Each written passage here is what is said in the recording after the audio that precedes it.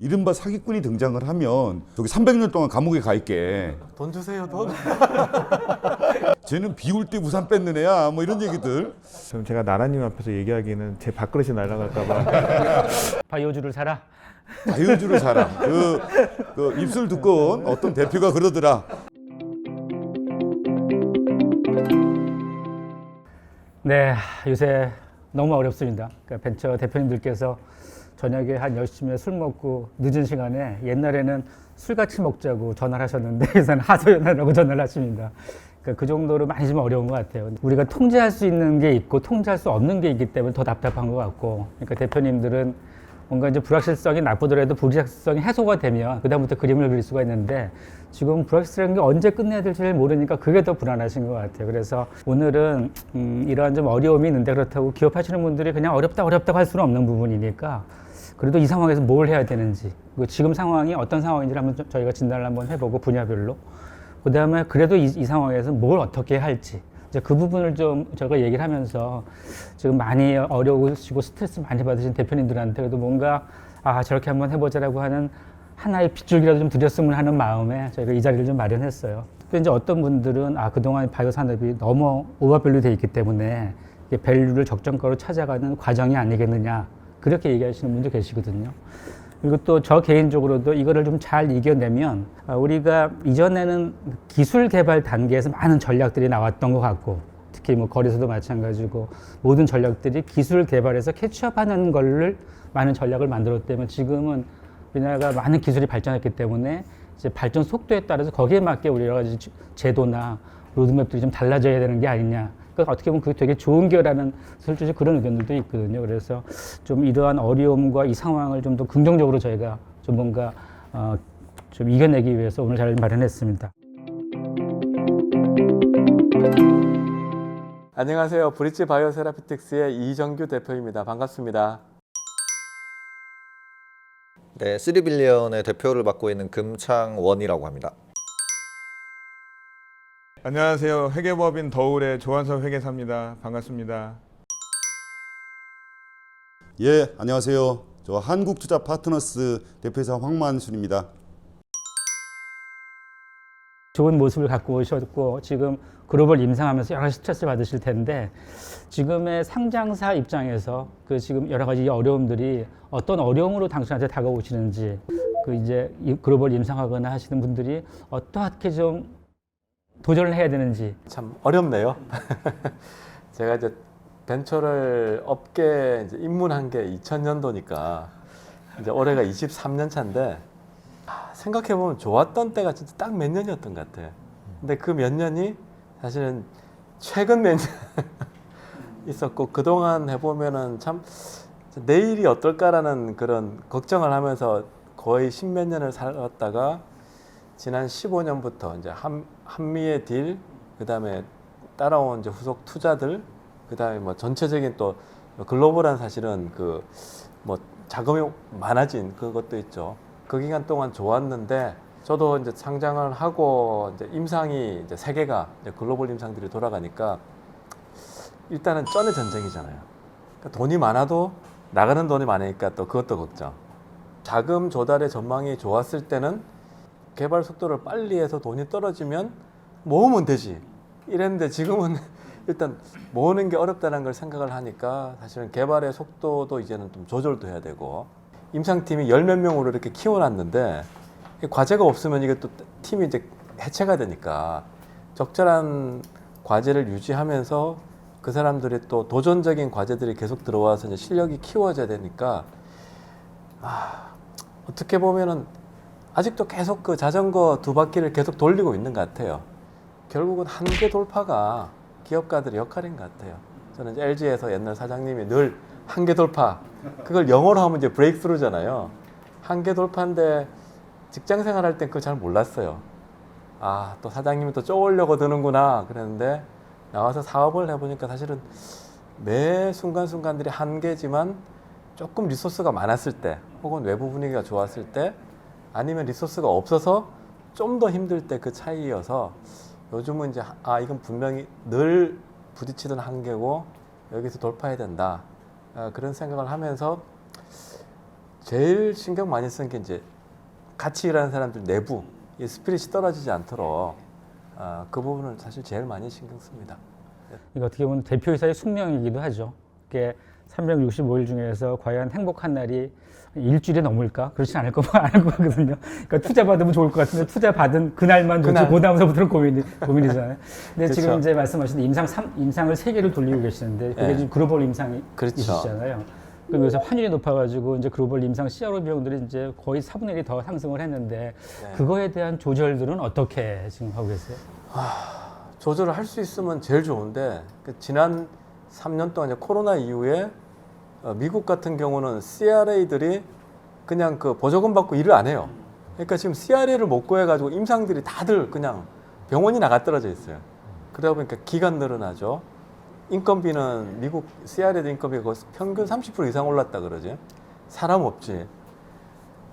사실은 비용으로 치면은 환율만 생각하면 한 20%인데 코로나 전과 후를 생각하면 거의 2배는 아니어도 한 50%보다 훨씬 많이 오른 것 같아요. 그래서 우선은 제가 볼 땐 어쩔 수 없어요. 이거보다 더 나빠질 수 있다는 가정을 하고 일단 플래닝을 할 수밖에 없습니다. 좋아질 거라고 했다가 돈 떨어지면 안 되잖아요. 그죠? 결국은 이제 워스트 케이스를 늘 생각을 하면서 대비를 하는 게 뭐 지금의 방법인 것 같아요. 그러니까 자기가 하고 싶은 파이프라인과 시장에서 매력을 갖는 파이프라인이 있는데 그런 것들에 대한 파이프라인의 조정이나 아마 자금이 여러 가지 스트레스를 받게 되면 그거에 대한 조정도 와야 될 것 같으니까. 국내 벤처들이 사실 제일 힘든 게 파이프라인이 한두 개밖에 없어요. 거기서 이제 하나를 날리면 사실 너무 외부에서 보는 뷰도 달라지고 장기적으로는 바이오벤처들이 파이프라인의 숫자를 적정 숫자는 유지를 해야지만 이게 우선순위를 전략적으로 할 수 있는 상황이 된다. 잘못하면 하나 붙잡고 이제 끝까지 가버리면 너무너무 힘든 거죠. 저희 같은 경우는 임상에 3개가 있고 내년에 이제 3개가 올라갑니다. 그래서 6개 중에 질환군으로 정했어요. 항암제 중에 저희가 하고 있는 표적 항암제 쪽하고 특발성 폐섬유 쪽. 아닌 분야들은 조금 뭐 하고 있는 임상을 중단은 못하지만 마친 후에는 좀 전략적인 판단들을 이제 하자 이렇게 돈 주세요 돈. 이런 얘기 제일 많이 들으실 거예요. 근데 이제 어떻게 보면 투자자는 약간 더 냉정하게 시장을 보게 되잖아요. 근데 이제 이 개발하시는 분들은 아마도 팔이 안으로 굽는다고 자기가 좀 더 액차이가 있는 파이프라인 여기에 우선순위를 둘 수밖에 없다고 생각이 드는데 투자자 입장에서는 그게 아닐 테니까. 이커머스 하면서 성장만 해온 적자 나오는 기업들이 되게 힘들거든요. 결국 이제 지금 세상은 유동성 위기를 거쳐가면서 유동성들이 많아졌다가 줄어드는 걸 거쳐가면서 뭐 당신이 갖고 있는 꿈의 크기도 좋고 모두 다 좋은 포텐셜 다 좋은데 지금 당장에 내가 한 단계 나아갔다는 증거를 보여달라는 거여서 그 내부적으로 우선순위를 정하실 때 외부 사람들이 인정할 만한 증거들을 어떻게 확보해 나가는가가 돼야지 그 증거를 가지고 적은 돈이 들어오고 그게 뭐 그렇게 되길 바라면서 우리 이제 눈사람 만들 때 보면 굴릴 때 이제 커지는 것처럼 그게 어떤 CD가 돼서 더 커지는 뭐 그런 형태로 해야 되지 않을까. 우선순위 정하시기 어렵지만 플랜 B, 플랜 C, 플랜 D까지를 늘 만들어야 되고 주관의 집합이 맞아요. 객관이니까 맞아요. 네. 그래서 그 절실한 분들이 어떤 의견을 내주시는 것들을 하나씩 받아들이는 게 중요하지 않을까. 그렇죠. 근데 그럴 땐 친한 분을 모셔야 되겠네, 그죠?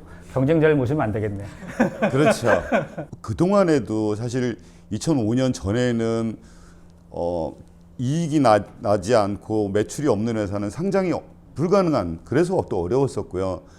대략 한 2008년 이후에 그 대략 한 2008년 하반기부터 9년, 10년, 11년 그 정도까지는 또 우리 이제 글로벌 금융위기 리먼 브러스 그 사태 이후에 또 어려웠었고, 좋았던 거는 아까 얘기 말씀하셨지만 2015년 한미약품의 딜을 기점으로 해서 쭉 좋아졌었는데, 사실은 언제부터 안 좋은 사인이 있었냐면 작년 6월쯤 되니까 미국에서 스펙 상장을 붙는 애들이 뭔가가 삐걱삐걱대고 안 되기 시작하더라고요. 그래서 사실 그때부터 사인이 온 거였는데 저도 사실 준비를 못했고 다들 대응을 좀 못했던 측면도 있고, 하나 더 그러면 그 다음 얘기는 뭐야? 그럼 언제쯤 좋아질 거 같냐 이런 얘기들 하잖아요.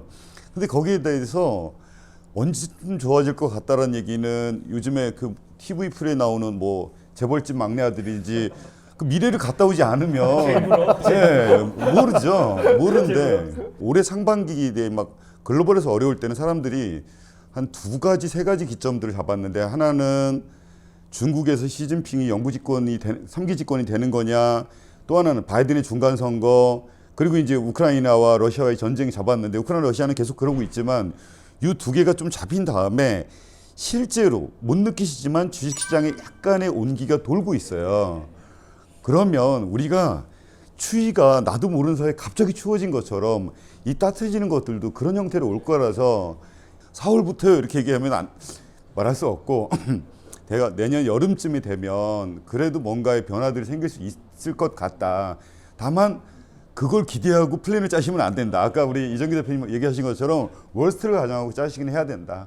이제 이거를 나중에 들으시는 분들 제일 궁금한 게 이것일 거예요. 네.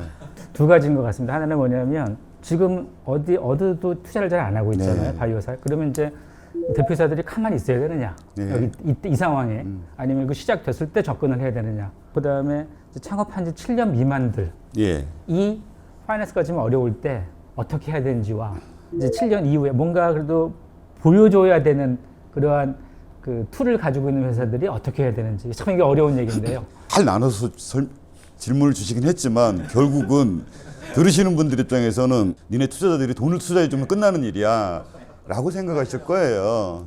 지금 현재 예를 들어서 나는 시리즈 A 투자를 받았어. 난 시리즈 B 투자를 받았어. 또는 상장회사도 마찬가지야. 기존의 투자자가 있어 그러면 일단 그 옛날에 인연이 있던 사람들하고 정말로 어디 저기 머리끄덩이 잡아가면서 멱살 잡고 싸우지 않은 다음에는 가서 그분들하고 얘기를 좀 시작을 했으면 좋겠어요. 그래서 그분들만큼 또 그 자기 회사를 맞아요. 잘하는 사람이 네, 없을 네. 테니까 저희 회사도 최근에 뭐 바이오를 포함해서 돈 투자하는 거가 줄어들었는데 그래도 투심위에서 통과되는 거를 보면 표현이 좀 그런데 십시일반 모아지는 것들은 투자가 일어나요. 그 모아지는 거의 기점은 딱 2가지 케이스인데 하나는 저희를 포함해서 기존 투자자가 그래도 나는 계속 투자할 거야. 뭐 밸류는 좀 떨어질 수 있을지 몰라도 그런 경우가 한 가지가 있고 또 하나는 그게 진정한 의미의 SI인지 돈만 있는 SI인지는 알 수가 없으나 새로운 그런 SI 성격의 그런 투자들이 등장을 하면 그냥 외면하고 사라지진 않더라고요.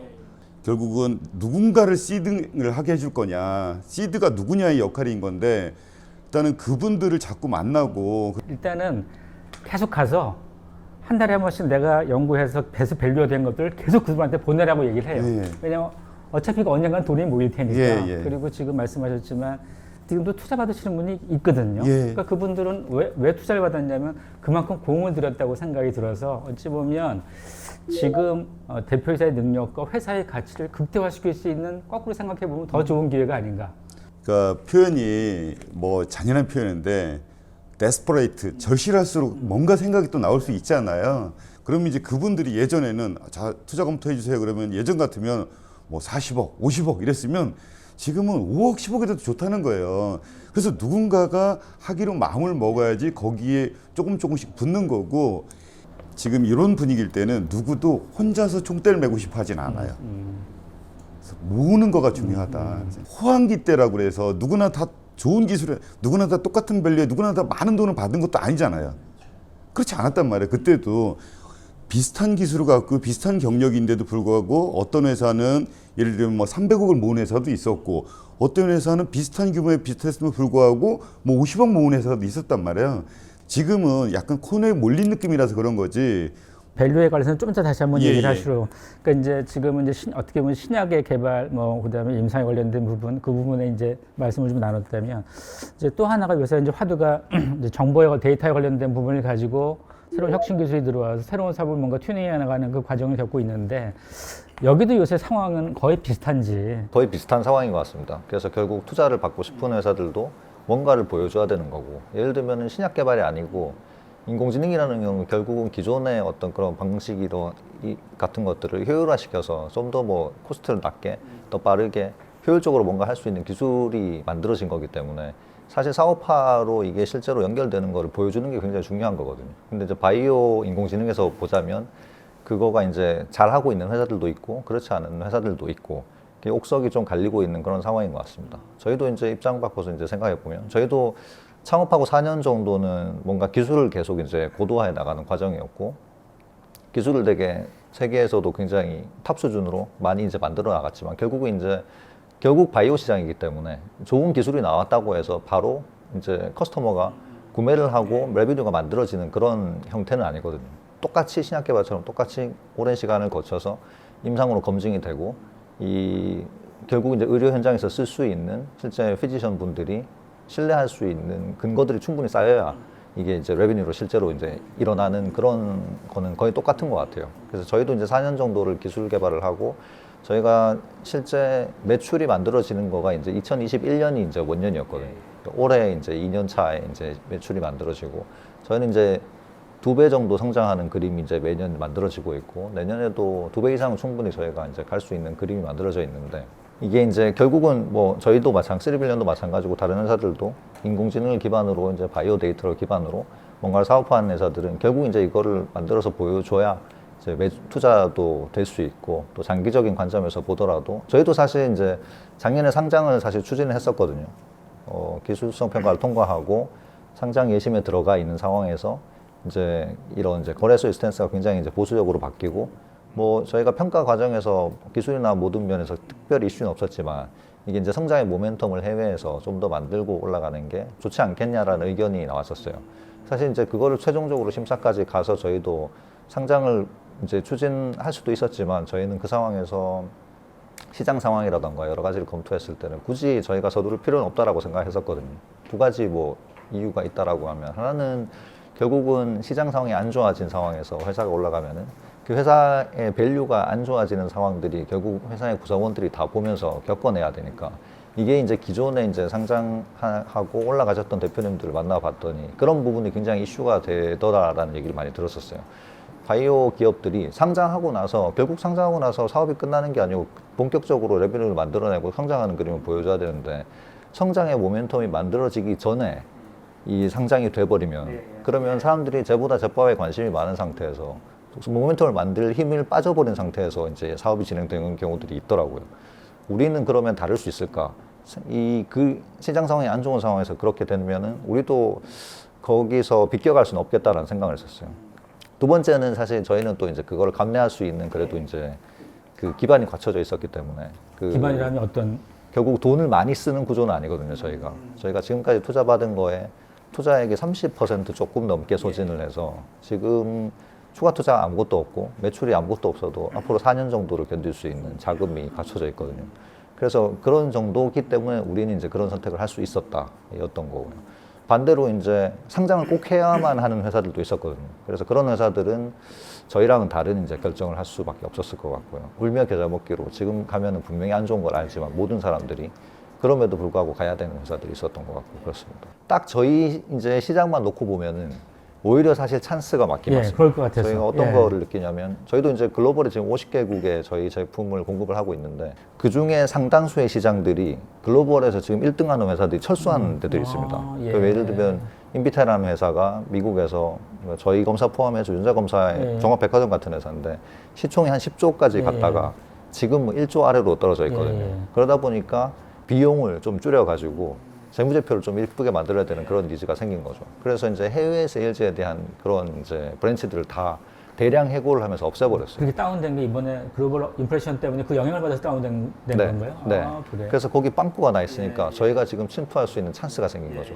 그런 시장들이 꽤 보입니다. 그래서 비즈니스 모델 찾아가시는 분들은 그런 정보들을 어떻게 공유가 가능한가요? 이게 정보 공유는 되게 애매할 것 같아요. 시장마다 다 다르니까. 그래서 이제 그 섹터에서 실제로 태핑을 하다 보면 그런 정보를 얻게 되는 것 같습니다. 그러니까 지금 이제 이렇게 어려울 때는 물론 국내에서 답을 찾기보다는 이제 글로벌 시장에 나가서 찾아야 되는데 이제 글로벌 큰 시장들이 빠져나간 브랭크들이 있으니까 그거를 좀 할 수 있는 방법을 찾아야 되겠네요. 그런 게 지금은 어떻게 보면 좀 찬스인 것 같아요. 스타트업들 입장에서 보면. 그다음에 또 이제 신약에 관련된 부분이 요새 거래소에서 하도 이제 뭐 늑대 소년 같은 꼴이 돼버려가지고 근데 디지털 쪽은 그건 좀 어떻게 분위기가 좀 어떠십니까? 상장의 프로세스에 관련된 부분에. 상장 프로세스는 사실 저희가 이제 겪으면서는 비슷했던 것 같아요. 결국은 이제 실질적인 이제 매출 이게 어떻게 보면은 신약보다도 더 크리티컬한 포인트니까 신약은 뭔가 이제 좀 더 레이 스테이지고 여기는 뭔가 됐으면 기술이 됐고 제품이 됐으면 레비뉴가 만들어져야 되는 걸 보여줘야 되는 거가 이제 중요했었고 그래서 이제 실제 심사 과정에서도 그런 부분을 가장 크리티컬하게 보셨던 것 같아요. 어찌 보면 AI라고 하는 그런 데이터나 데이터를 가지고 뭔가 사업을 하는 게 기존의 신약을 개발하는 걸 비용 줄이고 효율적으로 하기 위해서 방법 중에 하나에서 많이 도입하는 것 같은데 이제 갖고 창업을 하신 지금 아주 어려움을 겪고 계신 분들한테는 한번 먼저 걸어온 선배 기업인으로서 뭔가 해주실 말씀이 좀 있으신지. 결국 뭐 인공지능만 딱 놓고 보면은 사실 뭐 좋은 알고리즘을 만들고 새로운 이제 기술을 도입하고 이런 것들은 거기서 차별성은 사실 크게 없는 것 같습니다. 바이오는 특히나 데이터에 디펜던트하게 인공지능의 기술의 어떤 성능이 결정될 수밖에 없기 때문에 그럼 우리 회사의 가장 큰 강점이 나올 수 있는 그 자산이 어딘가가 되게 중요한데 우리가 풀고 싶은 문제에 좋은 솔루션을 만들 만한 충분한 어떤 데이터의 자원을 우리가 꾸준히 확보할 수 있을까? 그거가 고민하는 게 되게 중요한 것 같아요. 결국은 저희도 이제 진단이니까 환자들의 데이터거든요. 근데 저희는 사업이 잘 되면 잘 될수록 그 데이터가 더 많이 모여서 계속 선순환을 그리는 구조가 가게 되는데 처음에 이제 이슈인 거죠. 문덩이를 조금 크게 만들어 놔야 그게 계속 굴러갈 수 있는데 처음에 아무것도 없는 상태에서 그게 한 트레시홀드 정도까지 가는 거는 굉장히 어려운 일이거든요. 이걸 어떻게 좀 풀 수 있을까가 처음에 딱 스타트를 하고 한 입장에서 보면 바이오 인공지능 회사들은 좀 풀어야 되는 난관인 것 같습니다. 그게 없으면 롱텀으로 보면은 결국은 너네 경쟁력이 뭐냐고 했을 때 방어할 수 있는 거 되게 애매하거든요. 우리 최신의 알고리즘 뭐 어텐션 레이어를 썼어요. 얘네도 쓸 수 있잖아. 딱히 뭐 할 수 있는 없거든요. 그러니까 우리 대표이사들이 숙명이 뭐냐면 지금의 어려움도 헤쳐나가야 되지만 나중에도 고민을 안 할 수가 없는 거거든요. 그러니까 계속 데이터를 잘 쿠킹을 하고 투자 관련된 부분도 계속 시간 낭비인가? 라고 하지만 절대 시간 낭비일 수는 없을 테니까 그런 노력을 좀 계속 해야 되겠고 지금 여러 투자를 받으면서 회사의 밸류를 낮게 들어오거나 이제 그러한 논의들도 좀 많잖아요. 그러니까 어디는 대표님도 말할 때 어디가 투자한 데는 밸류를 너무 많이 깎였는데요. 이런 얘기도 하게 되고 또 이제 그래도 없지만 뭔가 획기적으로 우리 회사에 알맞게 자금의 포트폴리오도 짜야 되고 이제 그런 것들이 좀 되게 고민인 대표님이 많으신 것 같아요. 그래서 이 시점에서 작은 규모의 회사와 아니면 좀 더 큰 규모의 회사가 이럴 때 내부적인 어떤 전략들을 어떻게 구비해야 되는지. 생존이 일단 중요한 거잖아요.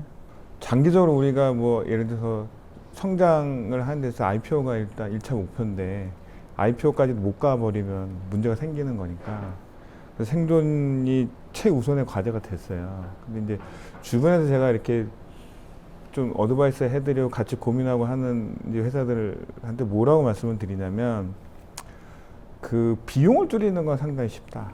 매출을 늘리는 거가 상대적으로 어렵지. 비용은 내 의지가 있으면 할 수 있는 거잖아요.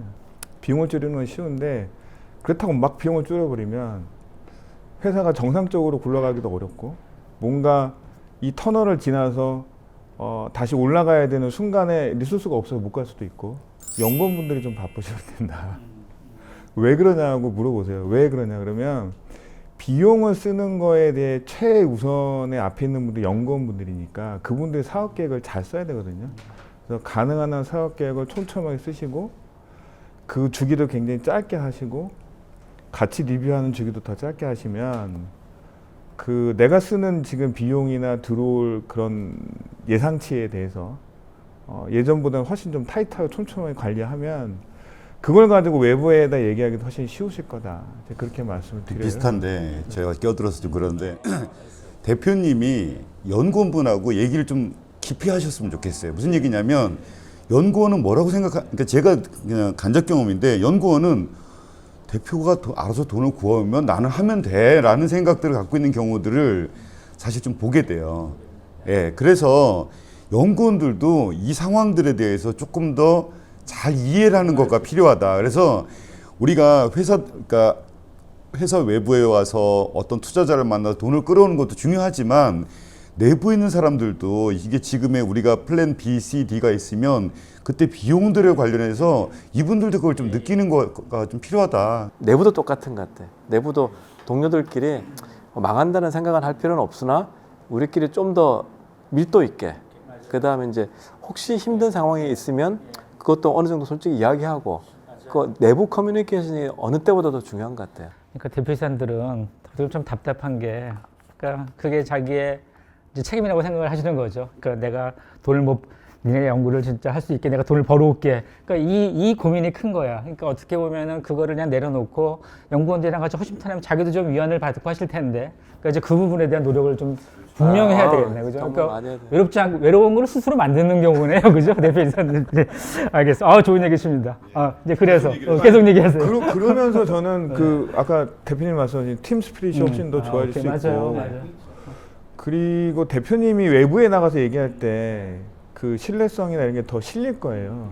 리얼타임으로 내가 리뷰하고 왔고, 비용 구조나 이런 것도 다 머릿속에 있고, 그걸 가지고 실제로 얘기하고, 그러면 점점 이제 이 회사는 얘기한 게 굉장히 촘촘하고 디테일하다, 이런 인상들을 외부에 주게 되면 가능성도 높아질 거고, 그렇게 보고요. 그래서 그게 굉장히 중요한 거고, 그래서 예를 들어서 이제 우리가 사업 계획을 쓰면 항상 맨 뒤에 나오는 항목이 필수 항목이 뭐가 있냐면 파이프라인 밸류에이션이 들어가죠. 근데 이제 대부분의 그 초기 바이오 기업 분들 이제 대표님한테 제가 여쭤보면 저 숫자가 어떻게 나왔어요? 그럼 이제 본인이 직관과 과거의 경험과 그래서 그렇게 하시는 거는 시장이 좋을 때는 괜찮을 수 있는데 지금은 그게 더 디테일해질 필요가 있고 시나리오를 짜서 얘기하는 게 투자자분들한테 더 좋을 수 있어요. 낙관은 이 정도, 비관인 경우는 이 정도. 그래서 옆에 회사가 비슷한 회사가 이 정도 밸류를 받았으니까 우리는 이 정도 무조건 해야 돼 이런 게 아니라 뭔가 데이터에서 나오는, 그래서 말씀하신 대로 너무 밸류가 낮아지지 않도록 또 너무 오버밸류 돼 있다고 얘기가 안 나오도록, 그래서 그런 시나리오들을 결국은 근데 그게 또 연구원분들하고 얘기해야 나오는 거거든요. 그래서 그런 준비를 좀 하시면 이 터널이 끝날 때쯤 되면 뭔가 차별화되지 않을까, 다른 기업들하고. 그리고 저는 전체적으로 이 바이오 기업들의 시장은 고통은 고통이지만 경쟁은 더 심해질 거다, 향후에도. 왜냐하면 창업하는 회사 계속 늘잖아요, 지금. 우리 황 대표가 말씀하신 대로 IPO 시장은 한계가 있는 거고 계속 창업하는 회사는 늘고, 그러면 시장 자체는 굉장히 터프해질 거거든요. 그럼 거기서 내가 과연 어떻게 차별을 할 거냐는 계속 고민을 하셔야 되죠. 이제 좀 민간이 주도할 수 있는 기술 트렌드에 맞게 뭔가 정부의 정책도 바뀌어야 될 것 같고, 그러니까 정부에서 민간이 주도한다, 민간이 주도하겠다고 하지만 결국 보면은 퍼블릭이 주도하는 형태에서 민간이 쫓아가는 게 경제 기능이 없어지는 거거든요. 지금 거래소 얘기도 많이 나오죠. 그러니까 지금 약간 점점 어려워지는 게 글로벌 시장에 관련된 외형적인 부분도 하나 있지만 우리가 8월서부터 거래소에 가이드라인을 주겠다고 했던 불확실성들이 계속 남아있는 상태가 되다 보니까 지금서부터 논의는 약간 이제 정책적인 부분을 이전에 우리가 R&D를 할 때 진짜 좋은 제도로 여기까지 온 건 너무 잘했던 거죠. 그러니까 앞으로는 뭔가 산업의 변화의 트렌드에 맞게 정책과 여러 가지 변해야 되는데, 진짜 우리 정책 이야기하면 이제 날밤 새죠. 그러니까 기술성 평가 제도라는 게 이제 생긴 게 2005년도에 생겨서 2005년도에 2개 회사, 그리고 이제 2006년 초에 한 개에서 이렇게 3개 회사가 이제 올라갔고, 한참 사실은 뭐 사문화됐다가 이제 최근 몇 년 사이에 또 확 이제 열렸는데 굉장히 성공적이었던 것 같아요. 물론 이제 투자가들 입장에서는 이제 지금 장이 안 좋아지니까 기술성 평가받아서 올라간 회사 때문에 나의 자산이 쪼그라들었다 말할 수 있지만, 산업 전체적으로 볼 때는 지금 크고 있는 과정에서의, 그 다음에 이제 지금은 우리가 한번 생각해 봐야 될 것 같아요. 2005년도에 만든 제도를 지금 계속 패치워크를 하면서 이 틀 내에서 지금 움직이고 있는데, 2005년도에도 그렇고 2000년도에도 그렇고 늘 이제 거래소 같은 경우는 상장 관련된 그 심사나 혹은 밸류에이션 쪽을 결국은 이제 주관사 중심으로 넘기겠다는 이야기를 장기 플랜으로 늘 가져가는데, 그 장기 플랜 지금 4번인가 5번 했는데 지금 20년이 지났단 말이에요.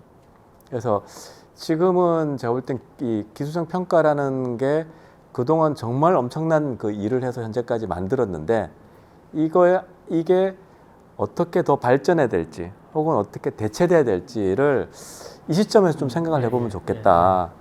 그러니까 지금 이번에 낸 게 퇴출 조건에 대해서 다시 한번 나왔죠. 그러니까 여러 가지 퇴출 조건도 나오게 되고 어떻게 보면 진입 조건도 나오면서 뭔가 좀 이제 민간이 쉽게 들어가거나 쉽게 나와가지고 계속 밸류업 될 수 있는 걸 만들고 있는 것 같은데요. 예.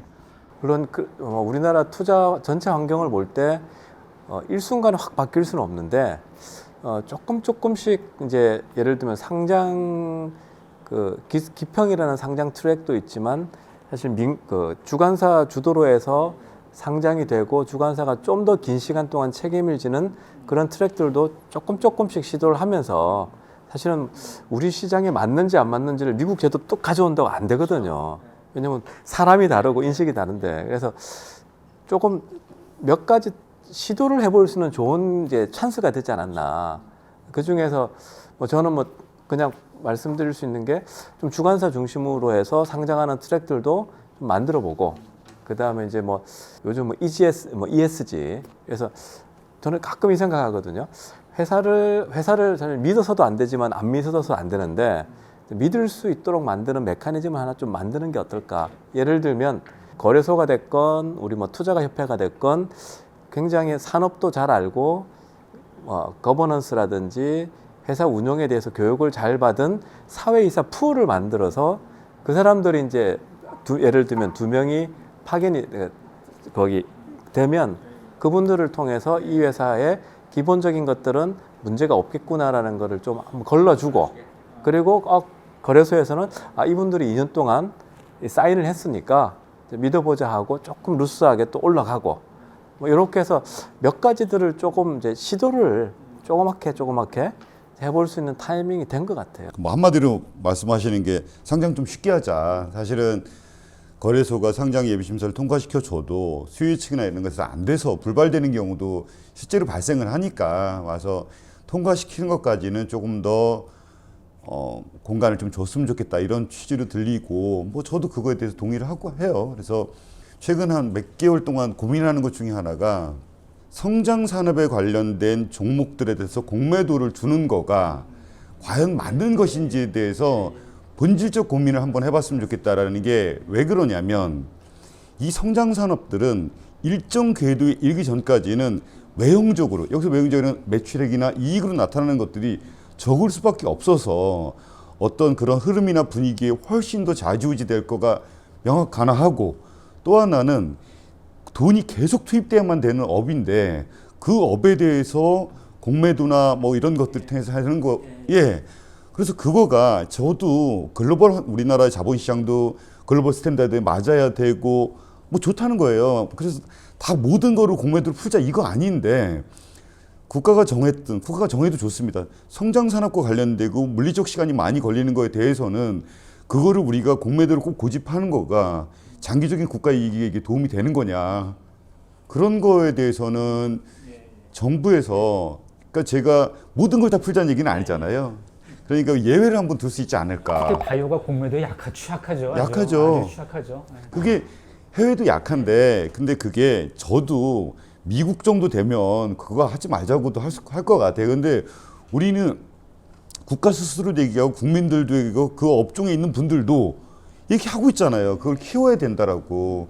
근데 발목을 잡히는 것 같아서. 그러니까 이 공매도가 또 이어지면 어떻게까지 나오냐면 우리 바이오가 밸류에 대한 얘기도 그러니까 이게 바이오는 데이터 갖고 얘기하는 데이기 때문에 취약하다 보니까 사기꾼 얘기도 듣게 되고 이제 그거랑 연계되는 것 같아요. 그러니까 어찌 보면은 우리가 이제 정부에는 들어가는 걸 낮게 하고 나오는 것도 낮게 해서 편하게 하지만 여기서 또 하나의 문제는 뭐냐면 과연 우리가 기업들이 그만큼 신뢰를 회복했느냐. 특히 바이오 같은 경우 다른 데도 IPO도 마찬가지겠지만 산업이 성장할 때 IPO가 목표잖아요. 그러니까 그냥 아주 밸류를 높게 잡았다가 그냥 팍 떨어지잖아. 그러니까 시장에서 보면 그건 먹튀라고 볼 수가 있는 거거든요. 근데 제일 좋은 게 밸류가 좀 낮더라도 들어가서 계속적으로 밸류업을 하면서 일반인들이 거기서 이익을 얻게 하는 그 신뢰를 우리가 확보를 좀 해야 되는데 결국 그렇게 하려면 들어가기도 쉽게 하고 나오기도 쉽게 해야 되지 않을까. 왜냐면 나오기가 어려우니까 그 안에서 계속 남아야 되는 부분들이 좀 있고 그런 거 아닌가요? 이거는 회계사님이 좀 이따 답을 좀 해주셨으면 좋겠는데 뭐냐면 저는 결국은 기업들은 우리가 분기보고서든 반기보고서든 사업보고서를 쓰잖아요. 그것들에 대해서 얼마나 충실하게 기재하냐의 문제 같아요. 그래서 만약에 그거를 충실하게 기재하지 않은 이른바 사기꾼이 등장을 하면 정말 엄벌에 처해서 뭐 여기 우리나라 법 체계상 될지 모르겠는데 저기 300년 동안 감옥에 가 있게 그렇게 해도 좋은데, 그래서 지금 여쭤보시는 게 사업보고서 쓰는 것들을 그것들을 더 강화해서 더 자세하게, 그게 이제 우리가 그게 어떻게 가능하게 될지 잘 모르겠는데, 저는 그것들 특히 이제 상장 기업이 된 경우에 있어서는 더 자세하게 써라. 그 위험성도 있고 뭐도 있고 뭐 그런 거를 일정 부분 해소할 수 있지 않을까? 그렇게 생각하고 있습니다. 상장 기업 좀 한마디쯤 합시다. 잠깐만 기다려보세요. 전반에 어려울 때 기업이 기업의 직원들과 소통해서 호흡을 하듯이 난 똑같다고 생각을 하거든요. 그러니까 어차피 공개가 됐으면 일반인들과 소통을 해야 되거든. 어떻게 해야 됩니까? 사업보고서에 막 자세하게 쓰면 되는 거야 그냥. 이 생각이 틀렸으면 틀렸다고 얘기를 해주시고. 기본적으로 저희는 사업보고서는 사실이다. 그 다음에 이제 자본시장에 얘가 뭐 주가 영향을 주고 안 주고는 사실 저희 영향은 아닌 거고, 사업보고서 자체는 굉장히 신뢰성이 있는 거고 사실인 거고, 그럼 그걸 얼마만큼 자세히 쓸 거냐, 쓰면 그 신뢰성이 더 높아지냐. 근데 대부분의 사람들이 그렇게 생각하는지는 제가 잘 모르겠어요. 그래도 안 쓰는 것보다는 쓰는 게 나은 거 이건 아닌가? 아닐까요? 만약에 사업계에서 썼어요. 이건 어차피 외부에다 공표를 할 거잖아. 그러면은 만약에 그게 안 맞으면 외부에다가 왜 안 되는지 관련된 부분을 얘기를 해줘야 되는 거죠. 그리고 만약에 내가 이게 어려워서 어렵다 그러면 다른 바이패스 할 수 있는 것도 시장에 얘기를 해줘야 되고, 그런 것들은 어떤 거예요? 데이터로 뭐 나오지는 않았지만, 그러니까 사업보고서를 제가 예를 들어서 뭐 무슨 회사 그러면 엄청 자세한 회사가 있고요, 꼭 필요한 것만 쓰는 회사가 있어요. 그 이 두 회사를 놓고 제 개인적으로는 자세히 쓰는 회사가 훨씬 제 그 정보를 필요로 하는 거에 목적적과 파겠죠. 근데 주가를 비교해 보지는 않았고요. 그 아까 이제 뭐 미국 제도가 뭐 다 따를 필요는 없지만 시사하는 바는 많아요. 창업을 하기 전에 전 직장에 있으면서 이제 미국 바이오텍을 배운 게 그 애들 사업 계획서 다운받아서 공부를 하니까 너무 자세히 돼 있는 거예요. 인원 몇 명, 인원도 부문별로 몇 명 아주 자세히 돼 있고, 그 다음에 주요 계약서의 핵심적인 텀을 빼고는 그대로 같이 올라오는 것도 있고. 그러니까 제가 사업 개발을 배우는데 뭐 빅파마하고 예를 들면 밀레니엄하고 어떻게 계약했나를 딱 찾아보니까 사업 그 계약서의 핵심 부분 몇 개 빼고는 다 올라와 있는 거예요. 그래서 정보의 제공이라는 측면에서 굉장히 좋았고, 둘째는 뭐냐면 사회 전체적으로 보면 그 특정인이 쌓은 경험의 전파라는 측면에서 어마어마하게 파워풀합니다. 그 우리는 이제 밥 먹고 술 먹고 이야기하고 하면서 배워야 되는데 두드리고 배우니까. 근데 사실은 거기에 데이터가 어떻다 이런 건 아주 자세하게는 안 나옵니다. 근데 또 우리가 주목해봐야 될 게 뭐냐면 미국 상장사들은 그동안 IR 했던 우리 흔히 말하는 슬라이드 덱이 다 올라와 있어요. 대부분의 경우 IR을 하면은 우리가 이제 녹취록이죠.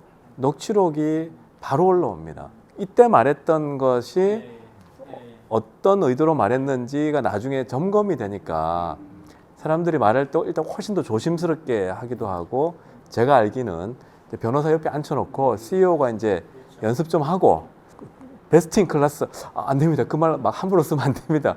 이런 걸 하는데 우리는 무조건 세게 얘기하잖아. 예. 그러니까 이 기록을 계속 아카이빙 해놓는다는 게 회사 입장에서도 말을 좀 더 신중하게 하고, 투자가들한테도 신뢰를 이 회사한테 이 회사가 어떤 경로를 타고 왔나라는 거를 볼 수 있는 거기 때문에 우리 이제 내야만 되는 사업 보고서를 다트에 올라가는 걸 제외하고 IR 자료들이 이 전체적으로 아카이빙되는 기록, 그러니까 보관되는 그 프랙티스는 지금 거의 없다고 보여지거든요. 그래서 그런 부분들을 우리가 뭐 당장 제도화가 아니라도 권장 내지는 좀 알릴 필요가 있겠다. 일단 계속 보여주자라는 얘기를 하잖아요. 그러니까 그렇게 데이터를 보여주는 것도 물론 있지만 그 회사의 진짜 진정성을 보여주는 건 지금 언론에 내도 그게 어떻게 진행되고 있는지 뭐가 안 되는지를 계속 보여줄 수 있는, 그러니까 이 기관이 되게 좋은 것 같거든요. 이제 상장사는 우리가 공시라고 하는 시스템이 있기 때문에 그게 가능한데,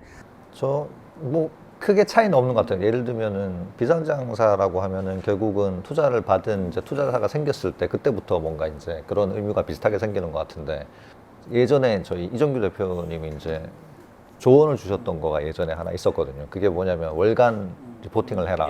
프로그레스가 있으면 거기에 궁금해할 만한 거, 사업적으로 이슈가 있었던 거 그걸 다 담아가지고 한 달에 한 번씩 리포팅하면은 궁금해할 게 전혀 없다. 그러면은 투자사와 주주와의 관계가 뭔가 문제가 생긴 부분이 없어진다는 거 조언을 주셔가지고 그 이후로 저는 매월 월간 보고를 하고 있거든요. 근데 그런 거가 좋은 대안이 될 수 있을 것 같아요. 꼭 그 의무는 없지만, 네, 그거를 선제적으로 투명하게 계속 정보를 전달하는 거가 상장사나 비상장사 비슷하게 그렇게 갈 수는 있는. 저는 그게 의무라고 봐요. 그게 이제 강요하는 것과 비강요적인 차이지만 대표이사들은 진짜 그런 의무를 가지고 계속 시장이랑 호흡을 해야지 신뢰가 생기고 그래야지 바이오 산업이라고 하는 전체도 같이 신뢰 상승하게 되는 거니까 그런 면에서는 되게 좋은 것 같고 이제 말씀 중에 제가 한 가지만 좀 여쭤보고 싶은 게 이제 예를 들어서 그러면 이제 저도 이제 어디 가서 얘기할 때 이제 뭐 강의를 하거나 그럴 때 우리 바이오 기업들은 특징이 뭐냐면 어쨌든 파이프라인이 자세하게 돼 있는 게 중요한 거고 그 파이프라인하고 연계돼서 내가 무슨 무형자산 뭐 예를 들어서 특허나 이런 거 갖고 있고 얘가 진행 중인 거 이게 이제 중요한 거거든요. 그래서 그런 걸 굉장히 자세하게 공시한 회사를 제가 사례로 많이 보여드려요.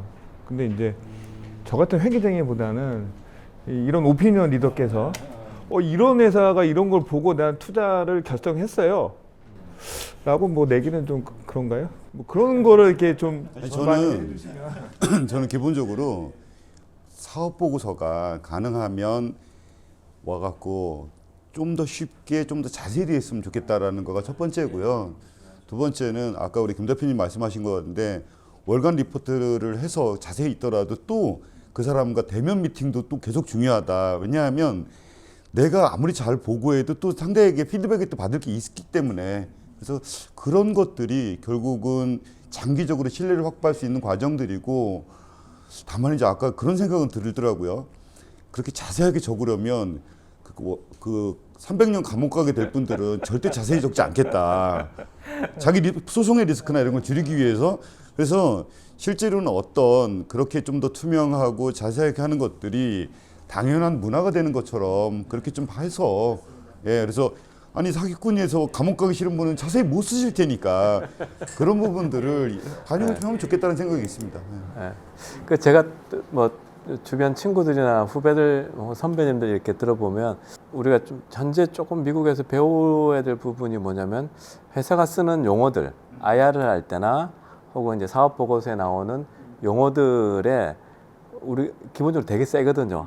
베스트 인 클래스, 퍼스트 인 클래스, 제일 좋다, 지금 뭐 약효가 제일 뛰어나다. 근데 그게 에비던스가 없이 그러니까 추측으로 하는 경우가 많기 때문에 근데 그게 투자에 또 중요한 요소가 될 수 있으니까 뭐 우리 거래소는 이제 이것이 미래 사업성이 있냐 그쪽 편에 조금 많이 더 중점이 가 있지만 조금 노력을 더 해가지고 이 사업 계획서에 나오는 그 용어들이라든지 그 뭐 스테이트먼트들이 오도할 여지가 있냐 이런 부분들을 조금 더 챙겨보는 게 좋지 않을까 생각이 듭니다. 그러니까 진짜 시장이랑 좀 더 소통을 좀 진솔하게 해야 되는 건 분명히 맞는 것 같아요. 그러니까 이제 지금이 그 시점이 된 것 같아요. 이전에는 우리가 굳이 그렇게 할 필요성이나 그만큼의 밸류가 되지 않았기 때문에 이제 문제가 됐었는데 지금은 이제 그렇게 말할 수 있는 자신감도 생겼고 많이 좋은 회사들의 많은 모범도 있었잖아요. 그래서 이제 그걸 보면서 시장이 회복을 해야 되는 게 분명히 이제 그게 첫 번째로 해야 되는 거 있는 것 같고 자 이제 그 다음에는 이렇게 어려울 때는 그 민간이 투자가 안 될 때는 일단은 퍼블릭이 들어와야 된다고 저는 생각하거든요. 그러니까 정부에서 메가 펀드도 만든다 그랬지만 그것도 축소가 됐고 그다음에 모태 펀드도 축소가 됐고 그러다 보니까 벤처들이 더 불안한 거죠. 그러니까 정부가 뭔가를 키워주기로 했었는데 수단들이 다 없어진 상태가 되고 그래서 이제 여기서 흔히 말하는 이제 SI들이 들어오면서 하는 또 SI도 아직 습관화가 많이 안 됐기 때문에 그거에 대한 부담도 있어요. 그러니까 이제 뭐 SI는 저는 생태계로 보면 SI가 들어와서 우리가 M&A나 이런 것들도 활성화되는 큰 동기라고 보고 있는데 그러니까 지금쯤에는 어려울 때는 이제 뭐 퍼블릭에서 좀 들어와 줘야 되는데 과연 지금 이게 맞나 그리고 만약 그렇다면 지금 정부는 바이오 산업께서 뭘 좀 해줘야 되나 딱히 정부가 뭘 해줘야 되나는 생각은 항상 가지고 있습니다. 결국은 이게 사업인 거고 결국은 원천적으로는 사실 투자 없이 굴러갈 수 있는 비즈니스를 만드는 거가 회사라면 당연하게 해야 되는 거고 그냥 거기서 이제 추가적으로 이제 투자라는 이제 이 초기에 굴러갈 수 있는 이런 그런 모멘텀을 만들어줄 수 있고 그 정도면 충분한 게 아닌가라는 사실 생각을 합니다.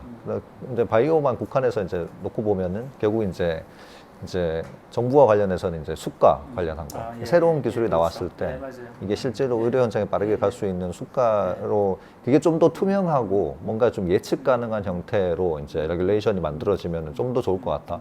이 정도 외에는 사실 특별히 기대하는 건 없습니다. 그러니까 수가도 저는 약과도 마찬가지거든요. 약과라고 하는 것이 우리가 먹는 약의 뭐 일반인이 드시는 약의 가격이기도 하지만 거꾸로 보면 개발자들의 노력에 들어가 있는 거니까 그 약과도 개발자의 그 비용들에 들어가서 그 비용을 가지고 또 다시 약을 개발하는 R&D를 좀 하는, 그러니까 지금 말씀드렸던 제도적이라고 하는 게 저는 그렇다고 보는 거거든요. 그러니까 우리가 개발을 하면서 들어가서 시장에 내왔던 것들이 계속 선순환이 되려면 개발 비용에 관련된 부분들이 산업계에 들어와 줘야 되는데 이제는 그거를 고민할 때가 되지 않았나? 약간 다른 의견을 내도 예, 또 재밌으니까. 편하게 내십시오. 편하게 내십시오. 우선 우리나라 그 재정 보험하고 경제 규모를 봤을 때 약가를 올리는 데 분명히 한계가 있습니다. 한계가 있죠. 우리나라는 한 거기에 이제 조금 쳐줄까 말까 하는 정도의 여유가 있기 때문에 벤처들은 굉장히 많은 투자를 받아서 이노베이션을 했으면 그게 글로벌 시장에 가지 않으면 솔직히는 이게 계산이 잘 안 나오죠. 우리 초반에는 다 그 바이오텍들의 그 테마가 국산화였어요. 근데 지금은 이제 글로벌로 가고 있는데 이 단계에서 지금 어려움을 겪고 있는 거고, 우리 신약 혹은 이제 뭐 진단도 마찬가지지만 식약처 인력을 좀 더 보강을 해서 정부 입장에서 2, 3년 더 공부해서 잘 만들면 되지 하지만 벤처들한테 2, 3년이 죽고 사냐의 문제고, 그래서 여러 업체에 관련되는 공통적으로 예상이 되는 규제들을 조금 더 선행적으로 해야 되는데 그걸 할 수 있는 데는 결국 이제 식약처고. 이제 우려하시는 분들 이런 우려하시더라고요. 규제할 수 있는 사람이 많아지면 규제거리가 더 늘어날 거다. 그래서 만약에 나중에 저희가 뭐 얘기한 대로 만약에 식약처 인원이 좀 늘어나면 이게 규제거리를 더 늘리겠다라는 게 아니라 실제로는 선행적으로 뭘 해야 되겠다, 뭐 이런 생각 들고, 투자연계 사업들의 사실 성과는 제가 좋았다고 알고 있거든요. 그래서 그것들이 예를 들면 각 지자체들도 그런 것들을 조금씩 하고, 그래서 나머지 분들은 또 기업하시는 분들이 몫이니까 거기서 내가 시등으로 네가 외부에서 어디만큼을 더 갖고 오면 그게 SI가 될 수도 있고, 아니면 뭐 아파트 열채 있다 판 분도 좋고 뭐 다 좋습니다. 제 생각에 마음을 먹으면 몇 개월 안에 할 수 있을 것 같아요. 그래서 그렇게 하면 어떨까 부탁하는 건데, 정부에다가는 세상에는 왜 사기꾼이 돌아다니고 있는가? 왜냐하면 전문가를 제대로 못 찾아내기 때문에 사기꾼이 전문가인 척하고 사기를 치고 다니는 거다. 어떤 경우는 어느 단계를 넘어가는데 어떤 사람은 30억을 쓰는 사람이 있고 어떤 사람은 몇몇의 조언을 통해서 2억을 해결하는 분들도 있거든요. 근데 그거는 결국 전문가의 조언이라는 거니까 그 사람들이 어디 있는지 데이터베이스랑 풀은 그거는 사실은 돈도 그렇게 많이 들어가는 사업 같지는 않아서, 그래서 그런 것들을 정부가 좀 해주면 어떨까. 정부에서 뭘 해주면 돼, 회계적으로 정부에서? 개발비? 개발비? 이제 R&D 자산화 관련된 부분도 삼성까지 뭔가 풀어진 것 같은데, 그죠? 많이 안 풀렸어요. 많이 안 풀렸어요. 그러니까 어떨 때는 이제 이런 것들도 기업들이 좀 약간 스트레스인 것 같아요. 그러니까 정부가 뭘 하겠다고 했는데 정작 피부로 안 와닿았을 때 그거에 대한 것들이 간극을 좀 줄여줄 수 있는 노력들이 좀 더 필요한 것 같고. 지금 금감원에다가 그거 개발비 했는데 또 뭐 해달라고 그러면 아직 잉크도 안 말았는데 그러실 것 같긴 한데, 맞아요. 지금처럼 투자가 좀 잘 안 되고 그리고 비용은 계속 나가는 구조라면 자본 잠식이 계속 되는 그런 구도에 있어서는 자산화 관련된 것들도 일정 부분, 그거는 사실 그것도 또 역시 금감원이 마음 먹으면 되는 일이거든요. 마음 먹으면 되는 것들은 그거를 개발비를 조금 더 자산하는 것들에 대해서 전향적으로 맞아. 해주시면은 도움되는 거 맞습니다. 우리 회계사님은 그 말을 세게 못 하시겠지만 저는 그 약대 나온 그냥 단순 투자자이기 때문에 저는 말할 수 있습니다.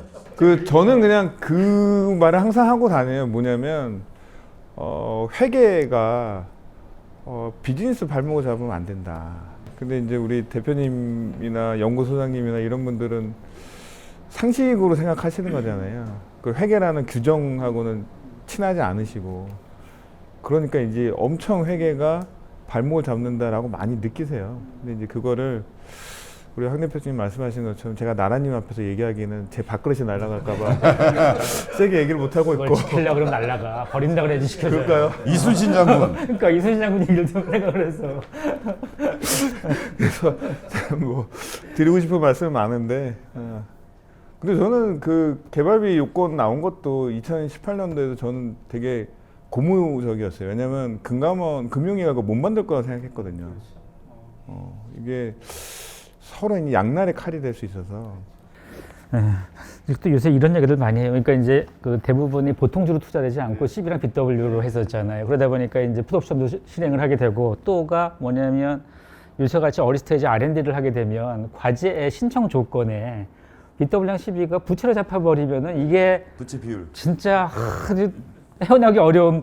그러니까 어떨 때는 그러니까 지금 그건 저는 그래서 트렌드에 맞게 뭔가 변화하자고 하는 게 그거거든요. 그러니까 우리가 지금 보통주로 거의 투자하지 않고 BW랑 CB로 투자하게 되면 그거는 부채로 잡으면 저는 안 된다고 보는데 그래서 이제 그러한 제도적인 부분들도 좀 뭔가 기업 입장에서 기업은 억울할 것 같거든요. 그거는 은행은 좋은 일이지만 그래서 그런 부분에 좀 개선이 필요한데. 그러니까 그죠? 그것도 다들 디테일로 가면 사실은 조금 더 고민하면 해결 방법이 있을 것도 같아요. 있어요. 뭐냐면 예를 들어 CB라 하더라도 벤처캐피탈 CB 이런 것들은 연대보증 의무는 없는 거잖아요. 그러니까 연대보증 의무가 있는 거를 부채로 잡는 거는 좀 맞는 것 같아요. 근데 연대보증 없는 것들에 대해서는 또 전향적으로 생각할 수 있는 거잖아요. 그런 고민들도 조금 더. 괜찮네. 그러니까 뭐 그게 중간값이 있을지 모르겠는데 뭐라도 생각했다 보면 할 수 있지 않을까. 그러니까 지금 보면 어느 부처의 과제는 이거를 인정해 줘요. 부처로 하지 않게. 그러니까 과제를 신청할 수 있고 어느 부서는 안 해줘. 그러니까 그거에 대한 약간 차별성이 있는 것 같아서 어찌 보면 정부가 이렇게 어려울 때 직접적인 자금 지원도 좋긴 하지만 그렇지 않을 때는 이러한 아주 마이너한 것들도 풀어주면 진짜 그리고 도움이 회사님이 많이 지금 별로 탐탁지 않은 표정을 짓고 계세요. 지금. 아니에요. 제가 하고 싶은 말을 다 옆에서 해주셔가지고 너무 저는 고마운데요. 그래. 근데 요번에 이제 우리 모태펀드 출자금도 줄고 근데 취지는 맞는 것 같아요. 그러니까 정부가 그동안 마중물 역할을 했는데 그게 이제 민간 주도로 되도록 가는 방향은 사실 그게 훨씬 맞죠. 맞고 그 돈을 오히려 이제 기초연구 쪽에 넣어서 좋은 것들 만들어내도록 하고 이건 맞는데 지금은 속도가 굉장히 좀 가파른 면이 좀 있고 그 다음에 민간의 그 리스크를 지고 투자하는 사람들은 또 여전히 있거든요. 그 사람들한테 좀 인센티브를 줄 수 있는 방안들을 한번 만들어 보면 어떨까 하는 생각이 참 많이 드는데 정부에서 R&D로 바이오텍에 쏟아부은 돈보다 사실은 작년 재작년 같은 경우는 펀딩에서 들어온 거 그다음 상장사 펀딩까지 다 합치면 그게 훨씬 더 많거든요. 그러니까 민간에서 들어오도록 이렇게 유도할 수 있는 방안들 중에 우선 급한 거는 사실 이제 벤처 캐피탈 출자라든지 이런 부분에서 조금 더 개인들 혹은 이게 확장할 수 있도록 이게 좀 인센티브를 만드는 게 아주 효과가 좋지 않을까 이런 생각합니다. 그러니까 오늘은 저희가 이제 모인 이런 자리를 마련한 게 이제 벤처들이 요새 상황에서 진짜 너무 어렵기 때문에 그 벤처 특히 이제 대표이사님들한테 뭔가 좀 힘을 좀 주고 그래도 그나마 할 수 있는 여러 가지 방법들을 좀 저희가 개선하려고 하는 겁니다. 그래서 이제 어떻게 이제 마무리 말씀을 좀 한마디씩 해주셔야 되는데 아까는 우리가 이제 기업을 먼저 제가 세 마디 해야 되니까 제가 오케이, 먼저 하겠습니다. 알았습니다. 좋죠. 일단 어렵잖아요. 그러면 이런 생각을 한번 해봤으면 좋겠어요. 자, 어렵지 않을 때는 우리 회사에 CF도 회계사도 있고 신약 개발하는 회사면 뭐 PK 하는 사람도 있고 부문별로 모든 사람이 다 뽑으면 되니까 했는데 좀 어려워지면 사실 인원 뽑기도 힘들고 그렇잖아요. 그런데 아주 직접적인 경쟁 관계가 아니라면 서로가 갖고 있는 옆에 회사, 아래층에 있는 회사 이런 또 친구 회사, 선배 회사들끼리 뭔가 십시일반으로 도와줄 수 있는 것들이 제 원래 대학원 전공이 파머키네틱이라는 약물 동태학이라는 건데 약물 동태학은요 스몰 몰레큘이든 바이오아쿰이든 상관이 없어요. 그냥 그분들은 그거 보고 하는 거지 약물 동태학을 더 전문가했다고 해서 약이 더 좋아지지 않거든요. 그래서 이제 그런 부분들 약간의 공통 요소가 있는 부분들에 대해서는 제가 서운했던 거가 어떤 분이 저를 만나고 간 지 이틀이 됐는데 저 사람을 만났더니 저 회사를 갔더니 밸류를 후려쳐가지고 아니, 그러니까 좋아요. 그러니까 밸류를 누구나 다 높게 받고 싶은 마음이 있다라는 거 저도 알겠어요. 알겠는데 그게 또 한국 사회가 좁아서 다 들려요. 그래서 똑같은 얘기를 하더라도 이렇게 다들 상대방들의 입장이 있는 거라서 후려친다거나 뭐 이런 얘기들 좀 안 해줬으면 좋겠다. 도둑놈이라던가. 예, 뭐 쟤는 비 올 때 우산 뺏는 애야, 뭐 이런 얘기들. 이게 어려워진다고 해서 나라 뭐 하늘이 무너질 건 아니기 때문에 기회가 언젠가는 오는데 기회가 오는 것과 어려움을 준비하는 것을 적절하게 이렇게 밸런스를 맞추면서 이제 앞으로 가야 되는데 어렵다고 닫아버리면 기회 없어지고 어려운데 막 지르면 이 오늘이 없고 하기 때문에 이 주변하고 이야기를 하면서 조금 이제 평정심을 찾으려고 노력하는 게 사실 굉장히 중요할 것 같아요. 네.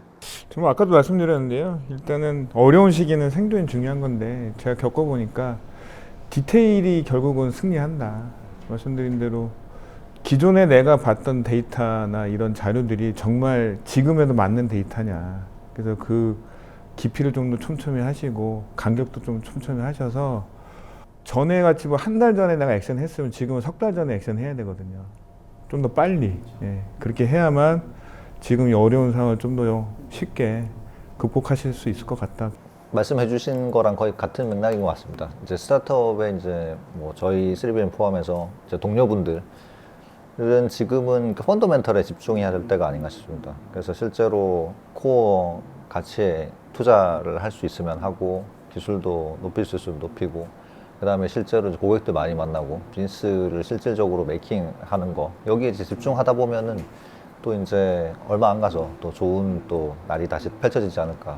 예, 저 오늘 여러 진짜 바이오 산업계에서 많은 경험을 가진 여러분들 모시고 여러 얘기를 나눴습니다. 그러니까 아마 지금 어떤 대표님은 막다른 아무것도 안 보이는 깜깜한 방에 갇혀 있을 거라는 생각 들기도 하고 아주 스트레스 많이 받을 텐데 이 시기가 회사의 경쟁력을 좀 더 확보할 수 있는 저런 기회라고 봅니다. 그러니까 그게 이거를 어떻게 생각을 하고 어떻게 행동하냐에 따라서 이게 경쟁력이 될 수도 있고 아니면 그냥 불만만 내세우는 회사가 될 수도 있거든요. 그게 어떻게 보면 대표이사의 능력이기도 하죠. 그래서 이 상황은 항상 이렇게 변하는 것 같습니다. 회사라고 하는 게 항상 어렵고 그렇지만은 그 어려움을 어떻게 극복하느냐가 나중에 좀 더 저 좋은 회사, 좀 더 경쟁력 있는 회사, 또 다음 이 어려움이 왔을 때 또 이겨낼 수 있는 회사가 되지 않을까 그렇게 생각합니다.